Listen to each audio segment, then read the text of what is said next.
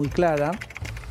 Argentina ha tenido inestabilidad por sus propios problemas. La verdad que si uno tuviera que poner una balanza, los problemas de Argentina, cuánto dependen de lo propio y cuánto dependen de lo externo, yo te diría, no sé, 99% de lo propio, porque hicimos las cosas tan mal durante tanto tiempo que el mundo podía estar volando y Argentina le iba a ir mal. De hecho, desde los años 90 acá, el mundo bajó la pobreza de 40 puntos, de 40% de la población a 10% de la población. Y Argentina en ese periodo subió la pobreza de 10 a 40, ¿se entiende? Entonces, sí, los problemas son nuestros. Hoy en Argentina se ve una situación, para mí, inédita, que creo que es muy alentadora, que es que hoy tenemos una situación fiscal ordenada. Argentina tiene un superávit fiscal que el presidente Javier Milei logró el primer mes de gestión. Claro, y para vos ese es el antídoto que tenemos ante las crisis. Un antídoto que nos hace, porque de repente estamos nosotros, vos pensás que si vos sos un país que está en deuda, que gasta más de lo que recauda, donde el gobierno está permanentemente tratando de ver cómo renovar su deuda, que tiene que colocar más deuda, eso lo pone al país en una situación de vulnerabilidad obvia. Y sobre todo hoy por la falta de perspectivas de certidumbre. Hoy tenemos un país que tiene superávit fiscal, es decir, que está cancelando deuda, no está acumulando deuda. Entonces, Cristina, simplemente te resumo, me parece que hoy Argentina está en esta situación que es muy sólida. Único país en el continente americano con superávit fiscal. ¿Quién hubiera dicho? Federico, te llevo a tu área. Sí. ¿Qué es la motosierra 2.0? Y el otro día veía en un intercambio que tuviste con Elon Musk, ¿no? Tu contraparte en el gobierno de Estados Unidos, donde te habían preguntado cuál era la clave de tu plan y vos dijiste, la clave es borrar, borrar, borrar. Nosotros preparamos la tecla borrar, chicos. ¿Tenemos la tecla borrar? Ahí está. Bueno, ¿Qué se borra este año? ¿Cómo es la motosierra? Sí, ese diálogo no era con Elon, era con un profesor de Princeton. Estábamos contando un poquito yo contaba una frase muy famosa de Elon Musk que dice la mejor pieza es que no haya ninguna pieza, ¿no? Entonces, me parece que uno a veces cuando mira al Estado, por ahí tiene una tentación de decir, bueno, ¿cómo simplifico, cómo mejoro lo que está? Yo creo que el gobierno de Javier Milei se hace una pregunta un poquito más profunda, que es, ante cada cosa que hace el Estado, nos preguntamos, ¿debiera hacerlo el Estado? ¿Es una competencia del Estado nacional? ¿Es una competencia del Estado provincial, municipal? ¿Es una cosa que lo haría mejor el sector privado? Ahora te pongo la pregunta sí. Así entonces, a la gente que nos está viendo en su casa, la desregulación que vos estás llevando a cabo en este mandato del presidente Milei, ¿en qué cosas les va a cambiar la vida este año? Mira, vos tenés dos grandes líneas que tienen un efecto directo en la gente. El primero es lo que nosotros llamamos la motosierra 2.0 o la motosierra. Nosotros simplemente la 2.0 es cómo nosotros vamos ajustando esa estrategia. Esa estrategia quiere decir, vamos a bajar el tamaño del Estado. Y vos me decís, ¿y eso por qué a la gente es importante? Es importante porque cada peso que gasta el Estado es un impuesto que le tengo que cobrar a la gente. Entonces, si yo logro bajar el peso del Estado, quiere decir que le voy a cobrar menos impuestos a la gente. Quiere decir que antes la gente de su ingreso, del dinero que ganaba con su trabajo, le tenía que dar una parte al gobierno y el gobierno la gastaba por él o por ella. Y ahora decimos, no queremos que el gobierno la gaste por él o ella, le vamos a devolver ese dinero al individuo. Entonces, bajar el gasto es bajar los impuestos. ¿Qué impuestos se bajaron ya en el año 2024? Bueno, ¿cuál fue el más importante que se bajó? Que se bajó bestialmente, el impuesto inflacionario, que a su vez es un impuesto que pagan primordialmente los que menos tienen, y por eso se explica la caída dramática de las tasas de pobreza en Argentina. Bajamos el impuesto país, el impuesto a las ganancias terminó en niveles muy inferiores a los que había en 2022, bajamos aranceles, bajamos muchísimos impuestos, bienes personales, que es importante para que los capitales vuelvan a Argentina y que se empiece a crear trabajo. Y ese trabajo de la motosierra que continúa es la que permite que se sigan bajando impuestos. La semana pasada el ministro Caputo anunció 2 bajas adicionales de impuestos. Sí, seguramente las estuvieron discutiendo, las retenciones, productos regionales, desaparecieron las retenciones de los productos regionales, se bajaron las retenciones a productos de la pampa húmeda hasta mediados de año. y se bajaron los impuestos muy grandes que teníamos los impuestos a los automóviles. Entonces, digo, ese es un proceso que va a continuar. ¿Cuál es el proceso? Nosotros vamos a hacer para la gente el mejor esfuerzo para reducir el peso del Estado. Y cada peso que ahorramos es un peso que va a implicar menores impuestos para la gente. Esa es una línea, perdón, Cristina. Y la segunda línea es la de la libertad económica, que tiene que ver más estrictamente con la desregulación, que es básicamente sacarle el pie de encima a la gente en términos de menos trámites, menos complicaciones, más libertad para trabajar, y me parece que eso también lo vamos a ver en crecimiento económico, lo vamos a ver en más y mejores empleos, y bueno, esas son las dos líneas centrales que trabajamos en lo económico. Hay un paralelismo que me parece que está implícito en tu discurso, en lo que vos vas tuiteando, que es que regulaciones son igual a privilegios para algunos sectores que disfrutaban de un mercado cautivo. Pero ahora déjame que ponga el dedo en la llaga. Dale. Porque sigue el régimen de Tierra del Fuego, que cuesta un montón de plata. Creo que en un artículo tuyo leí que 519.000 millones de dólares, y eso sigue ahí. Sí, sigue ahí, pero realmente modificado, porque vos te acordás que el año pasado nosotros habilitamos para que la gente pueda importar de manera libre, sin aranceles, a través del régimen de courier. Entonces, si vos querés comprar un celular, que es, digamos, quizás el producto emblemático de la protección de Tierra del Fuego, hoy ya el argentino, que quizás el que viajaba al exterior, ¿no? Había gente que viajaba al exterior, a Miami, a Europa, se compraba sus celulares y lo traía como equipaje y no pagaba aranceles por ello y tenía la posibilidad de acceder a ese celular. Hoy esa posibilidad la tienen todos los argentinos, ¿no? ¿Vas a desregular en la medicina como te pide Cristina? ¿No? Bueno, pero la medicina es impresionante lo que hemos hecho, ¿no? Porque hemos hecho muchísimos cambios. Estamos muy contentos porque los remedios acá, los comparás con algunos en España, es una locura. Los medicamentos salen 5 veces lo que valen en España.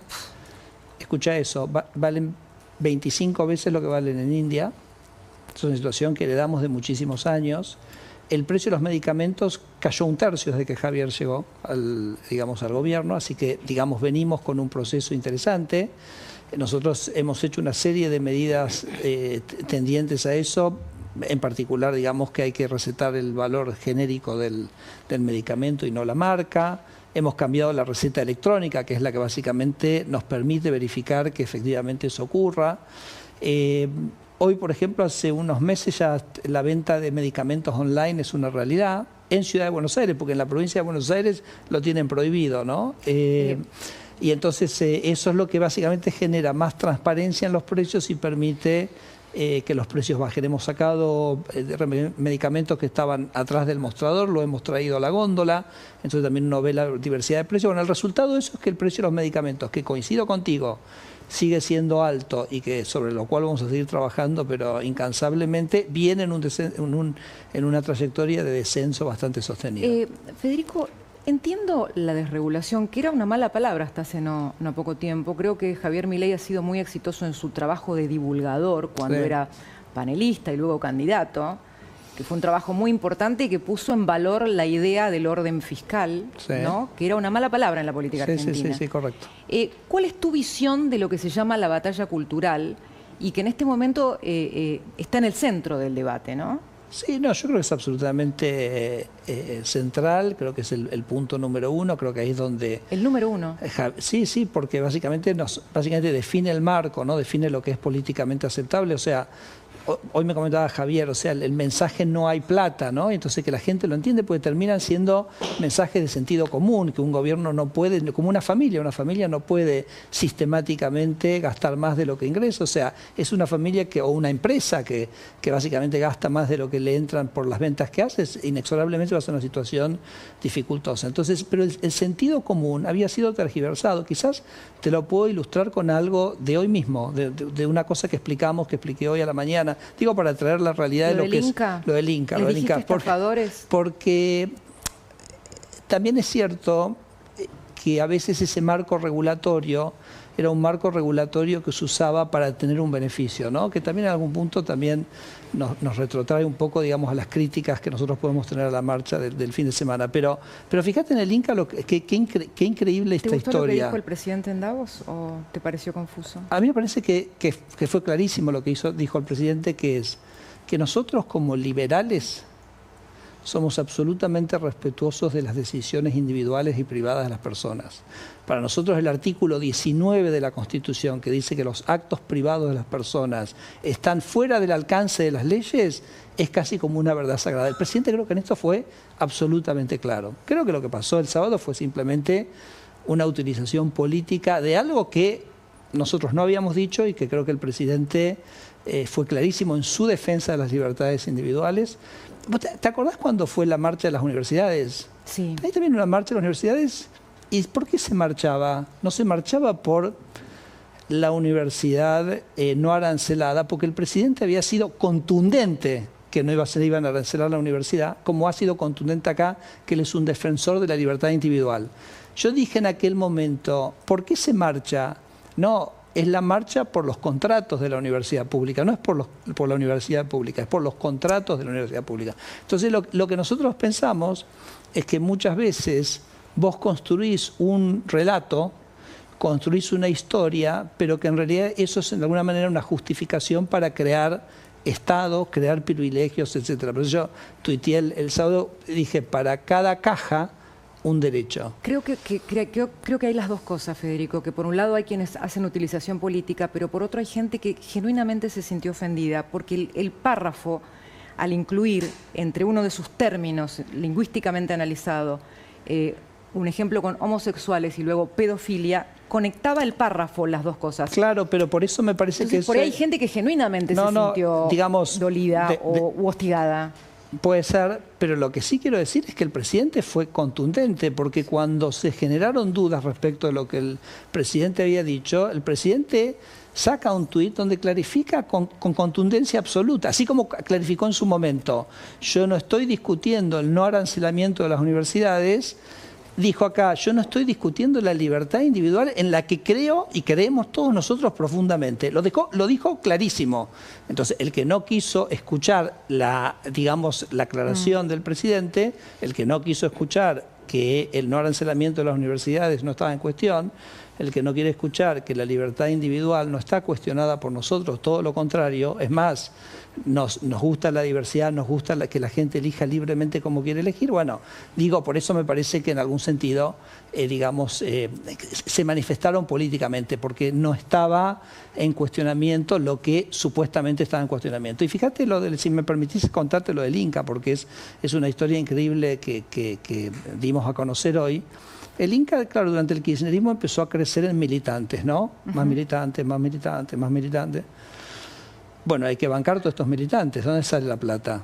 Entonces el Inca dice, bueno, donde más fácil puedo sacar la plata es de las salas cinematográficas, porque yo tengo potestad de cobrarle un impuesto a las salas cinematográficas, ¿ok? Entonces le puso un impuesto a las salas cinematográficas y le puso un impuesto que las películas que se representaban en muchos cines, que eran en general las películas más exitosas, le ponía un impuesto prácticamente, yo te diría, prohibitivo. Está explicado, hoy lo explicamos a la mañana. ¿Cuál fue el resultado de eso? Que se cerraron salas de cine. Que, por ejemplo, en 2024, de los 800 títulos que se estrenaron en la zona del AMBA, en Buenos Aires y alrededores, ¿sabes cuántos llegaron al interior? 200. ¿Okay? Porque, claro, si vos sumás salas pequeñas en el interior y cada una de esas salas te implica un impuesto mucho más grande, a vos no te rinde eso. Entonces, ahora, cuando vos lees la resolución, es extraordinaria la resolución que hizo el Inca en su momento, porque todo el argumento es que ellos quieren defender el cine y que quieren defender la diversidad. Y entonces usan eso como un argumento para cobrarle un impuesto al cine y destruir el cine en el interior, ¿no? Entonces yo por eso digo, y con eso te termino, que hay mucha hipocresía en todo esto, porque vos usás una causa noble, y el presidente mismo usó esa expresión, para construir un relato que a la postre lo que busca es defender algún privilegio o hacer alguna caja y conseguir recursos del Estado. Y eso es lo que nosotros no estamos de acuerdo. La última pregunta tiene que ver con la tapa de esta revista, la revista The Economist, una de las más prestigiosas del mundo en materia de análisis económico. Dice, la revolución contra la regulación. Sí. Y cuando abrís en el artículo principal, dice, sigan el ejemplo de Milei y habla de tu ministerio. de la planificación para hacer la desregulación. Y le dice a Estados Unidos y a Europa que sigan el ejemplo de Milei. Seguramente esto profesionalmente para vos, ¿la tenés en papel? No, regalámela, perfecto. Llévatela. Ok, gracias. ¿Quién más le pidió a Argentina guía para desregular? Estados Unidos es uno y también Italia.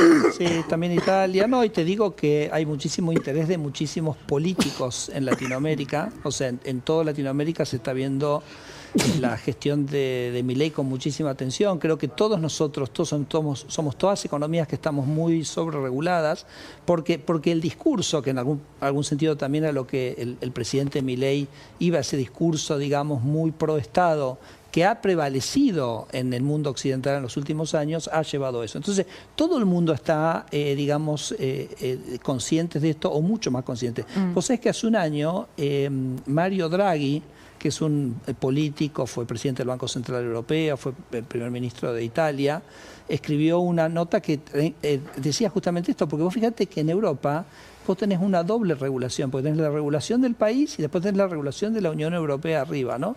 Estados Unidos, yo creo que Elon Musk era una persona que había sufrido mucho la sobreregulación en su actividad espacial, porque una actividad sumamente regulada, pero si vos vas a toda Latinoamérica es muy, por todos lados hay. Entonces hay muchos candidatos presidenciales en Latinoamérica que se están conectando para decir cómo se hizo, pero no solo la desregulación, porque este es un tema interesante, no solo la desregulación. Cobren la consultoría, cobren en dólares. Sino el equilibrio fiscal. Y que entren al Banco Central. Cristina, el otro día me decía un posible candidato en Colombia, me decía, yo quiero ajustar, bueno, yo creo que puedo ajustar un punto del PBI al déficit fiscal. Tenés laburo después. Entonces, y yo le decía, pero ¿y por qué un punto? Si Javier Milei hizo 5 puntos en un año.